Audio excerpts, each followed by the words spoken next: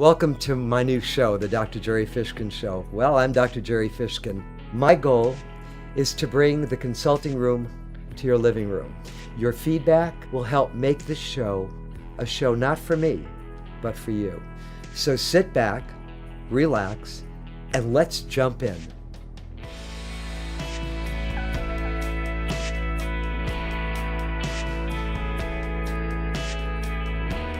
My in-studio guest today is Dr. Kingston Levin, physicist and author, and I might say Renaissance man as well. A little history about Dr. Levin. He was born and grew up in Vermont with many winters spent in Florida as a child. As a teenager, he wrote poetry, served as a lifeguard, and played football. He currently enjoys sailing, exploring underwater caves, snorkeling, writing science fiction, and other pursuits. After working on the Apollo and Mars projects, he decided to return to school to study under the Nobel laureate Paul Dirac, obtaining his PhD in quantum mechanics from the University of Miami in 1971.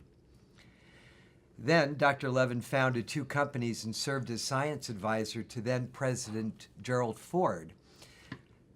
Dr. Levin has over 44 articles published in the scientific literature and was awarded over 32 United States patents. Amazing, amazing. Dr. Levin's foray into the world of science fiction has resulted in his first book, 30th Century Escape, which is part of a trilogy. This is his book, and it's the winner of the 2017 Irwin Literature Award from the Book Publicists of Southern California. It is my absolute pleasure to present Dr. Kingston Levin. Good morning. Good morning. I'm glad you made it. Well, thank you. So, you wrote a book about somebody living 900 years from now. Yes. All right. It's hard enough living in the now. Yes. Tell us about the 900 years, and tell us a little bit about your book. Okay. And the protagonist. You've sent me some great information, but I want our people to know Sure. all about this book. Well, her name is Jennifer, Okay. and she's kind of burned out because she's been an undercover agent for a secret society of scientists who are combating the Syndos, who have a tendency to want to take human rights away from the humans who made them. And unfortunately, there was this mistake in their DNA. But one of her grandfather actually developed a virus which will cure that mistake and not hurt them. But they have since upgraded their immune system. It kills the virus. So they have to go back in time to fix it. And Jennifer is, she's doing a lot of different things. But she is an undercover agent, and she's in deep cover, and she has a very close relationship with a senator who's a Syndo. Now, what is a Syndo? A Syndo is a genetically altered human in the embryo stage. They do genetic engineering. Mm-hmm. For example, there's a bacteria that is able to against radiation, it's able to repair its own chromosomes that get damaged. They use that gene to upgrade the embryo, and they also upgrade their strength, upgrade their speed, and upgrade a number of other things. Mm-hmm.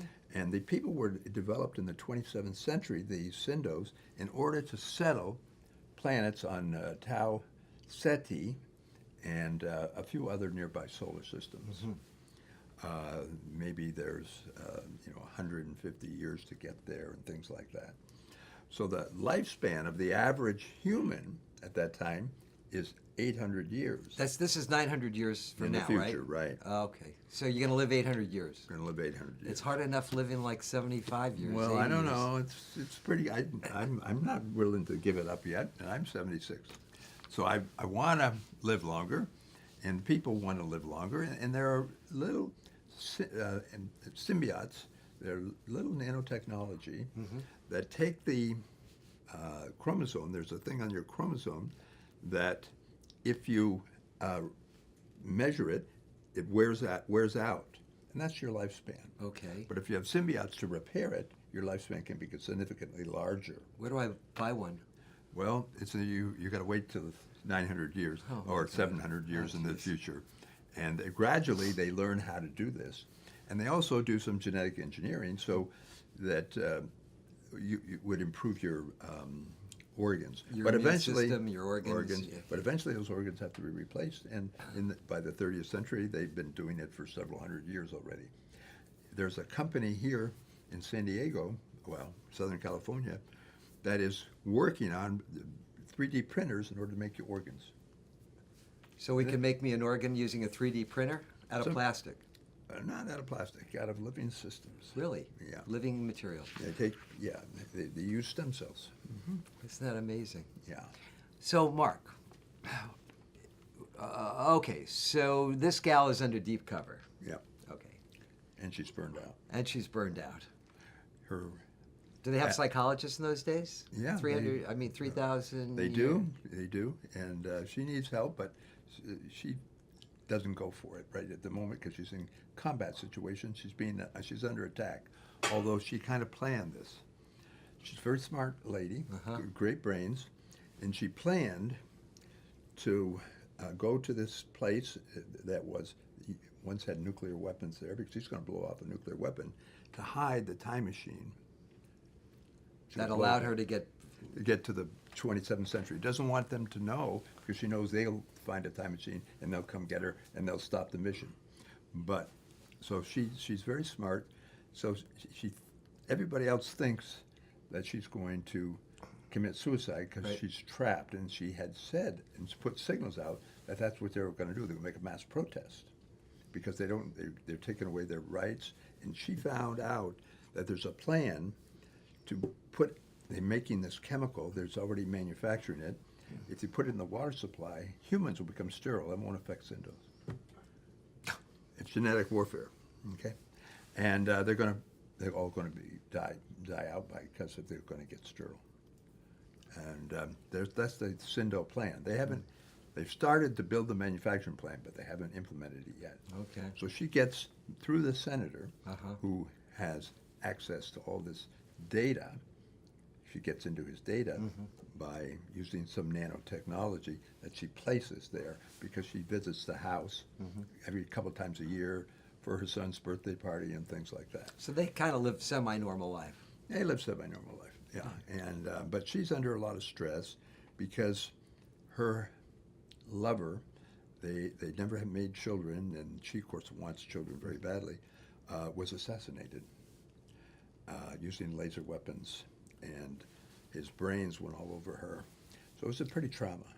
And so traumatic. That's why she's burned out. Yeah, traumatic impact of her loss of this one man, the only man she ever loved. Okay, so she's started, she was his, Sexton Ho was her lover, was the professor, her professor in physics that she took when she was in college, and then she joined the secret society because she was a descendant of one of the people her grandfather was involved. And she's ready to complete the mission, to go back in time. That was what her lover wanted to do, to correct the problem. And then so this is what's called the diversion point, where they go back to the 27th century. And under fire, where they're dropping large, they know they're going to set off atomic bombs, so there's entrances to this and exits to the caves. The Sindos surround it. Of course, she lets them do that because they think they're going to exterminate them. We're going to commit suicide anyway, so what's the big deal? So they seal all the tunnels with large disruptors, which are like sound weapons that vibrate things and knock down the mountain a little bit. The underwater mountain. It's an atoll. It's a pretty large atoll, so it's a big mountain. And at the top, there's a little rim, and that's what they call it, an atoll. The center sinks, so there's a lagoon in the center. This is a gal who, in normal society, even of the 30th century, she's exceptional. Okay, when she was 12 years old, she was a gymnast. and she left that because her father was a veterinarian, her mother was a wildlife expert who was in Canada, and the Laurentian Mountains, there's a beautiful national park there, and there's like 800 to 900 lakes, all connected with rivers and things like that. Yeah, it's a beautiful national park, Laurentian National Park. And it has a French name also, but I don't pronounce French very well. So anyway, she's French Canadian, and she immigrates to Australia. Then Australia is the #1 GNP, #1 science, #1 in arts. Australia. Amazing. It becomes the America of the future. Really? Yeah. What happened to America? Well, they had some problems and they got set back a little bit. They're #4, but they're not out of they're not out of it. You know. Okay. But we're in a period of time where climate change is the other climate change is the problem. They're approaching ice age. So northern Canada is getting much colder weather. It's difficult to grow crops there. So they see this eventually in another few thousand years, another 3,000 years, ice will be 2 miles thick over Canada. Whoa. What about global warming? Yeah. How do you factor that in? Well, global warming only Professor? lasts for so long. And then there's the ice age. Okay. You know, we have cycles of the last several million years. Every 110 or 115,000 years, we have a change. It's due to the orbits. There's a guy named, a mathematician actually, named Minkowski. He's Serbian, and he calculated this all out with no computers. Amazing. Yeah, he was absolutely amazing. So this is fantastic. So we have cycles, and so eventually we're going to get certain warm. In fact, last cycle we were, the oceans were 5 meters higher, the oceans, than they were now. So we're not talking about your book right now. We're talking about reality. We're talking about reality. Okay. We're likely to have our oceans come 5 meters higher.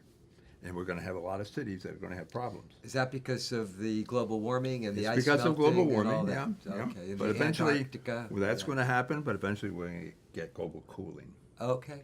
And that's due to the orbit. When the orbit gets way out, even though we're not going to be as bad as it would be without the extra CO2. Okay. But there was a time 600 million years ago when the Earth was a snowball. It was frozen everywhere, even the equator. Everything was frozen. And CO2 came out of volcanoes and broke through the ice, and warming started. Up. And then we got very warm, and we had dinosaurs at the poles. So climate changes, and it gets warmer and it also gets colder. Wow. And you get due to the orbits, and those the very long cycle things, 100,000-year orbits changes. So we'll have ice for 2 miles thick over places like Cleveland, Ohio. Wow. Yeah. Chicago. Yeah. Yeah, 2 miles thick. Amazing. Just north of New York City, Long Island was a terminal marine, which means that's where the border line of the ice was, and it melted there, and it dropped all the things, and that's Long Island. Wow. Yeah. So we got away from your book a little bit. A little bit. We don't want to give the ending away. No. We want to encourage people to read it. Yes. Look around you. Everyone you see shares a deep and terrible secret that no one ever talks about. It is, in fact, one of the best kept secrets of all time, as universal and natural as the air we breathe, and just as pervasive. No one is immune to it. Look inside yourself. We listen to it instinctively, hold it closely, impetuously, and follow it without question every moment of our lives. The secret is our inner voice, the self-talk, the primal and silent internal communication that form alongside our psyche, feeding us constant messages that control our behavior. We hear it, but we can never see or feel or detect it in any other way.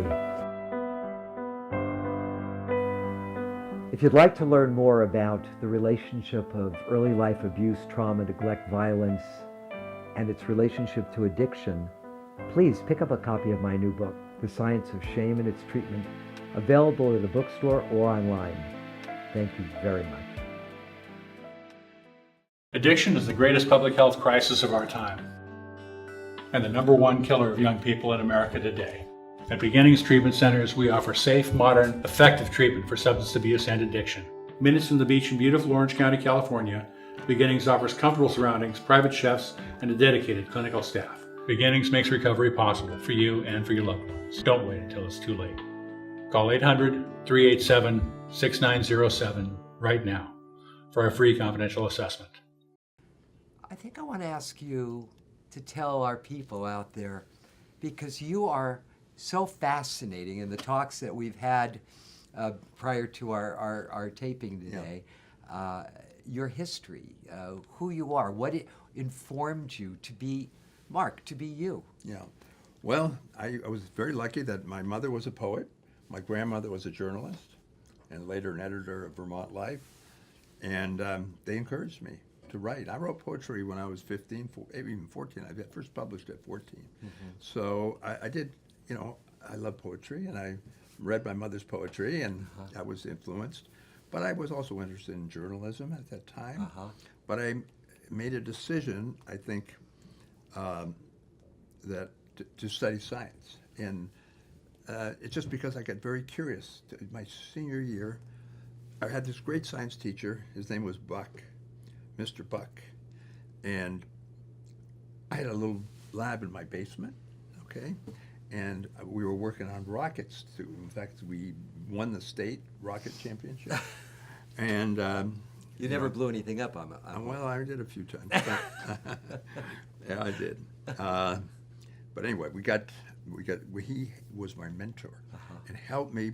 My job, everybody had a job. Okay, somebody had nose cones, somebody had relays and electronics, and my group effort. It's group effort, and my job was to put together the rocket motor. Okay, and I chose to use the early stage. We used what's called rocket candy, sugar and perchlorate, ammonium perchlorate and sugar, and it's really tricky making it, but you have to melt it all, and then you let it harden. When it's in the hot stage, you got to make sure you don't overheat it, or it blows up. It blows up, yeah. And I had a couple blow up, but I only made real small ones. But when I made the big one, we had a 6-foot rocket. I was really careful, and then I went with ammonium perchlorate and a butyl rubber. It's like an eraser. So you put it in ammonium perchlorate in the eraser. Use 20% of the butyl rubber. And then it's much safer because the butyl rubber melts. It's a liquid, and then it hardens. By heating it, you harden it. So you don't have to heat it that much, and so it's much safer. So I did that. At 15, you're a rocket scientist. Yeah, I'm 16, I guess. 16. When I actually, when I was a senior, I think I was 17. So we went to Virginia for the national champions. There's a place out there where there's, it's a military base, and they had the national championship there. We went, and we had a bad time because our rocket went up. We had 2 stages and came straight down. The switch didn't work, the mercury switch. That was my fault. The motor worked fine, but it went straight down into the ground, like 6 feet in the ground. Yeah, so it was a little bit scary, but we were kind of disqualified for the competition because it didn't work.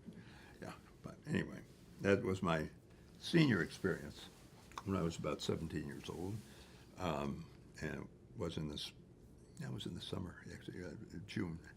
Yeah, and it was hot and warm, and you were that kid who actually lived in both sides of your brain, the Yeah. creative side on the right and the linear, technical, theoretical stuff on the left. Yeah. Yeah, but I wasn't that great at it till I got to college. Things got easier for me when I went to college, and then when I went to graduate school, they got even easier. So, because I absorbed it better, because I was interested. It was all a matter of Mr. Buck getting me interested in science, giving me a project, and helping me make that project happen. Was he like a mentor to you? He was a mentor, yeah. Without him, I probably would have gone a different way, would have become a journalist or something. He got me really interested in doing experiments and engineering. So, I began to be more applied oriented. What was the special relationship you had with this man that you didn't have, let's say, with your father, who might have My been? father died. He was kind of almost like a father to me. He gave me a lot of advice. You can rockets. This is what's happening. Aerospace is growing. They need more aerospace engineers. Right. You ought to go to work for Boeing. So I went to work for Boeing. How old were you when your dad died? He died in 1947. I was 6 years old. Wow. Yeah, Did your mother remarry? she did. Yeah. So I had a pretty good life. I mean, my father was pretty well to do. He left enough money. So Your we didn't father have- was a doctor? He was a doctor and an investor. Uh-huh. He invested in some real estate. He did okay. So yeah, he was lucky. But because we had a house in Florida and a house here, and then he had some other real estate that he had for business, he had an office building. Yeah. And eventually my mother sold it. It took good rent for a while. It took rent.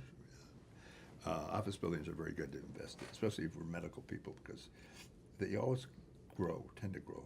And when you get one doctor in, pretty soon he brings in a partner who's younger and brings another partner, so he doesn't have to do as much work, and so they can rotate. In those days, doctors did house calls. So it became very, if they call you on a weekend when you're out, somebody else can handle it. So having these kind of partnerships were very useful, became very useful. We didn't have the kind of organization where everybody specialized. So here, I know many times we were planning to go on a fishing trip or do something. My father would get a call, have to go into surgery. We have to wait and wait and wait. Finally gets out. Next day, he's real tired. He got rest. Next day, we have to wait, and finally we go on our fishing trip or whatever.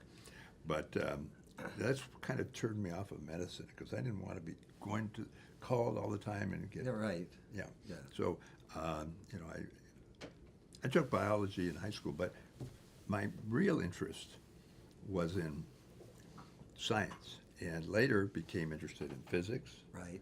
More interested in physics. I took physics, Right. but I like chemistry more, because I liked making the fuel, and you'll see the rockets go off.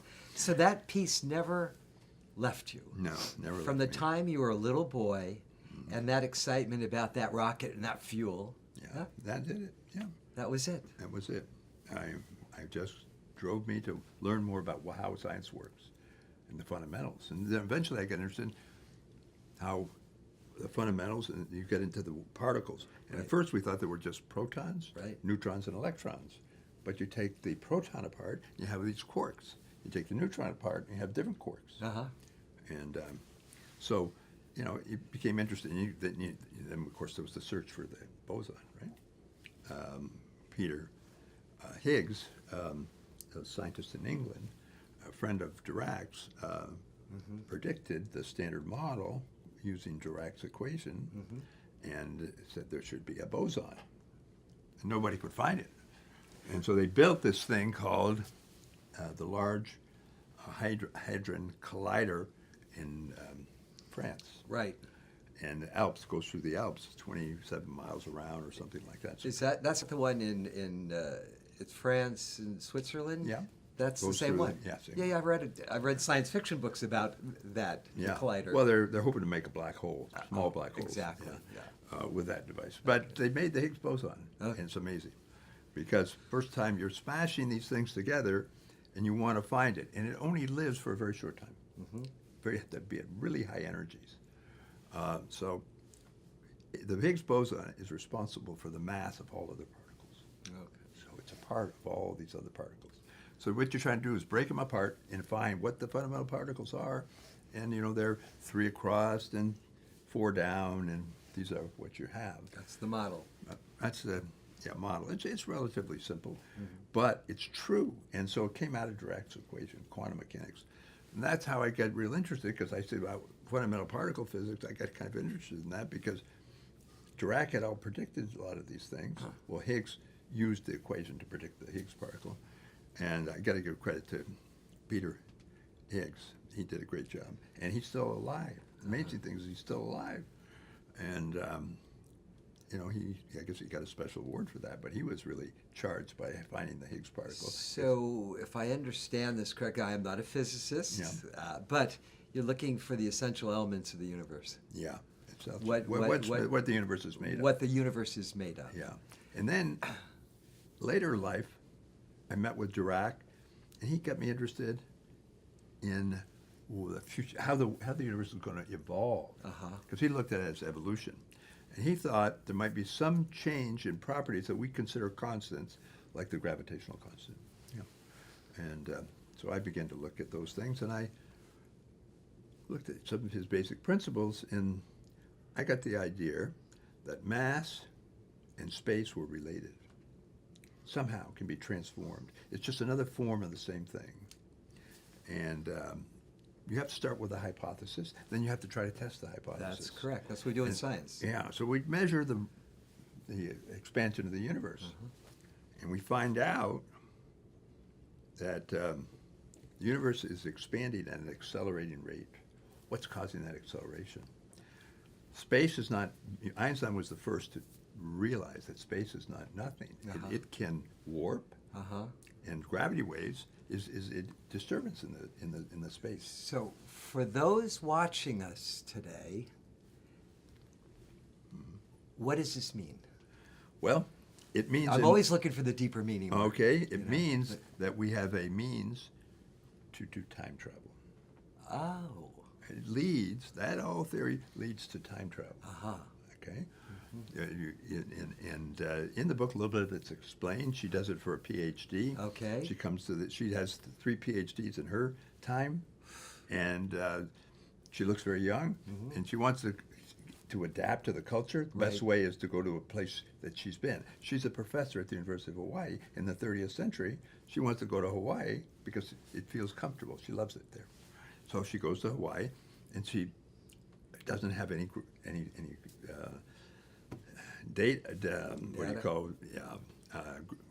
records, graduate records, doesn't have any of these things. So she takes tests and gets into graduate school. Okay. She has an IQ that's higher than Einstein's. Pretty athletic woman as well. So because she, of her training, she once saved the life of this fellow called Senator Grotto. Later becomes Prime Minister of Australia. That's in the second book. Okay. That hasn't been written yet. Yeah, it has. Oh, it has been written? It's been written. It's going to be published next month. Oh, wonderful. March 27th. Fantastic. And that's number 2 of the trilogy. Number 2 of the trilogy. Oh, okay. It's all done. The cover's done. Everything's done. It just has to go through proofreading, and that should be done. Then it's the last stage. You go to somebody who it's called book design. Right. It's really just formatting. Okay. They format your book for you. They charge you $1,000 or something. But that's what writers have to go through if they self-publish. If you go to a publisher, like my brother does, no problem. They take care of all the details. Yeah. But they want to pay you a small amount. Yeah, the royalty. that's okay. Yeah, it's okay. That's really He makes more money than I do. He's young. Uh-huh. And he's also been very successful as a best-selling author. So rather than giving the ending away, well, we can't because it's a trilogy. For those watching that may have a creative bug. Yeah. Now you come from the world of science, but you've always been inspired by literature and writing. Yeah. What can you tell our folks watching us? Because we may have children and young folks watching us, or maybe a housewife. Who knows who's watching? But we all come as writers. We all come from a certain place in our spirit or our soul that causes us to want to express something deep inside of us. Yeah, and it's fun to write. So I think, for me, it's just fun. I love science, and writing about science fiction is just my imagination of what the future's going to be. I may not be right. I don't think anybody could be 100% right. No, of course not. But I'm trying to project something that we have to learn how to deal with, which our children, our offspring, eventually are going to live much longer. Okay? I think Did you say like 900 years? 800 years. 800 years. Longer by the 30th century. Okay. But it's going to be a gradual process. All right. Within 20 years, I think the girl will be born who will live 150 years. Do you really believe that? Yeah. Wow. So just minor changes that are going to happen and probably won't be legal in the United States, but will be done somewhere else. Wow. And they will do things that will increase lifespan. And they've done it with animals, so we can do it with humans. And I don't want to get into all the things, but there's a protein called NAD. NAD? D, that's a small name for it, big long word. Yeah. And you took that in mice that were older, and we made them younger. We made them, they look just like the young mice. Okay, this is going to be something that will be done very soon in Can humans. I buy this for me? Probably, if you go to the chemical store, you could find it on the internet. Probably. NAD? NAD. Yeah. And it'll make me younger. Made mice younger. I don't know what it's going to do to humans. Hasn't been tested on humans yet. They're going to first go to monkeys, and then later maybe to primates, apes. But it hasn't been done. But if that's done, then they'll do it on humans. Okay. So it takes a while. So, to finish up, I know there's just a huge amount of information here. What would you like to leave our viewers knowing about you, your writing, the universe? This is your time. Okay, it's my time. Well, it's your time. Yeah, I think this. I've also written book 3, by the way.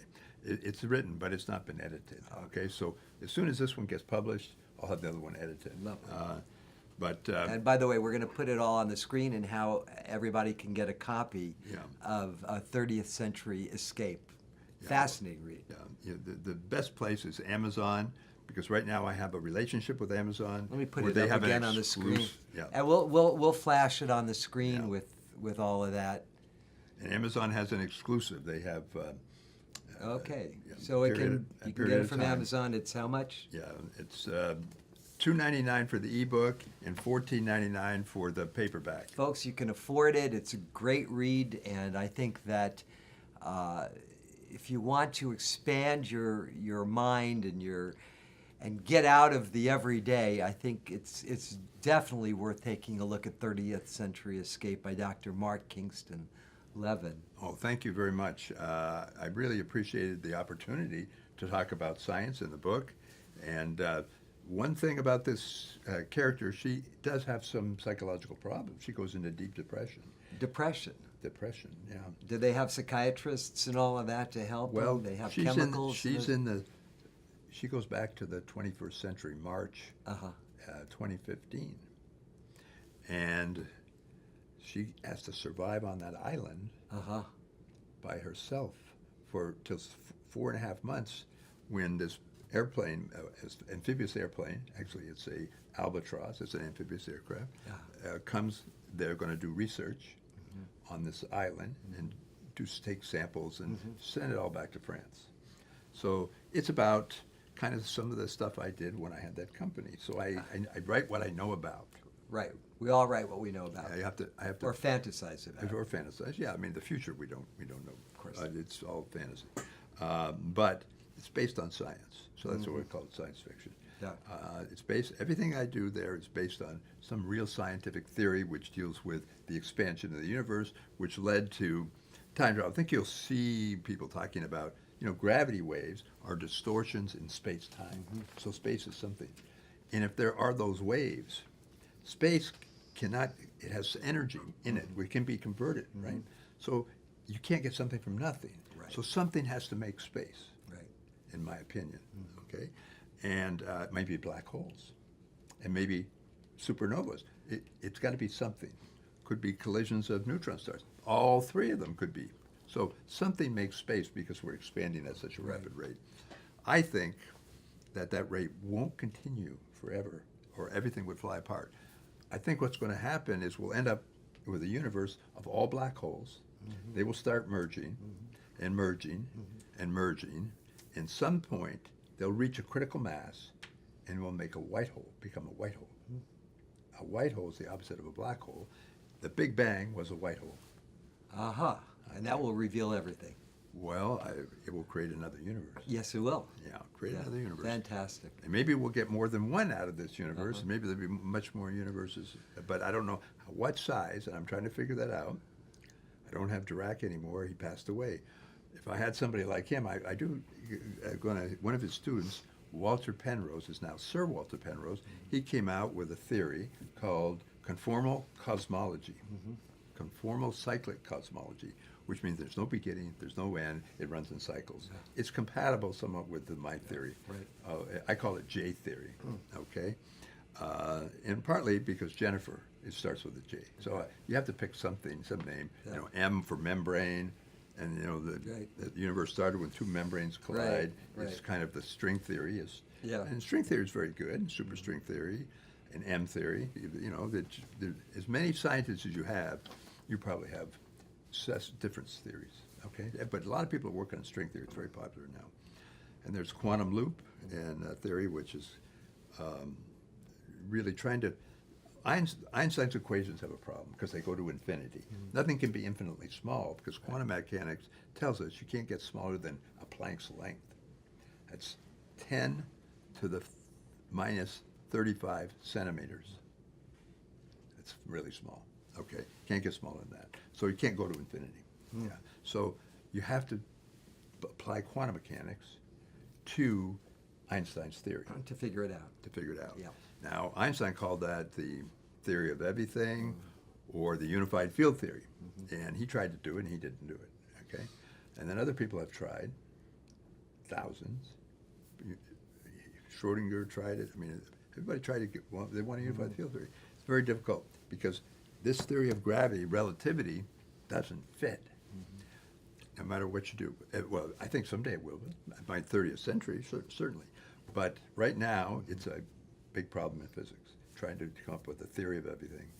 String theory is the best possible chance, I think, or superstring theory. Right. Yeah. So, Mark, we're not going to figure it all out today. No, we're not. But we certainly have given it a nice shot. Yeah.